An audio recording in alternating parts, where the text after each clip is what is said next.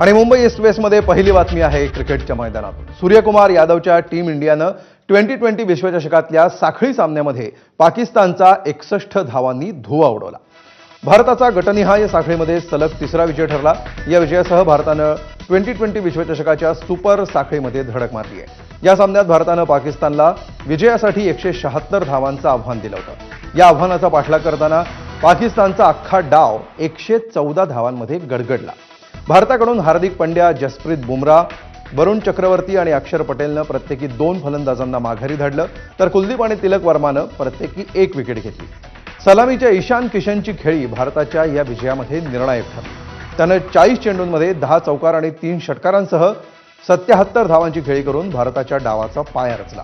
तिलक वर्मानं 24 चेंडूंमध्ये 25, सूर्यकुमार यादवनं 29 चेंडूंमध्ये 32, तर शिवम दुबेनं 17 चेंडूंमध्ये 27 धावांची खेळी उभारली।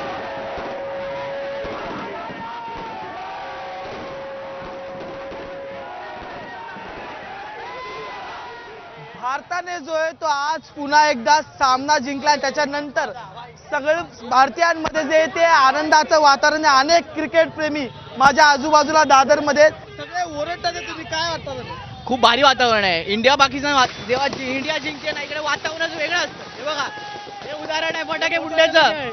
खूप वेगळं वातावरण आहे इकडे। आणि इंडिया पाकिस्तान इंडियाची मॅच इंडिया पाकिस्तान म्हणजे फायनल आहे। याचं तुम्हाला सेलिब्रेशन दिसत काय काय तुम्ही भारताचा झेंडा घेऊन नाचताना पाहायला मिळतं। काय चाललं? खूप फुल टॉन जोश फुल ऑन आहे। कधीपासून इथे थांबला होता सामना पाहत? Match full match. कोणाची बॅटिंग आज आवडली, कोणाची बॉलिंग? नो डाऊट ईशान किशनची बॅटिंग आवडली आणि बुमराची बॉलिंग। आज रविवार, विशेष नियोजन आणि त्याच्यानंतर आजचा हा सामना जिंकलेला, काय बेत असणार याच्यानंतर?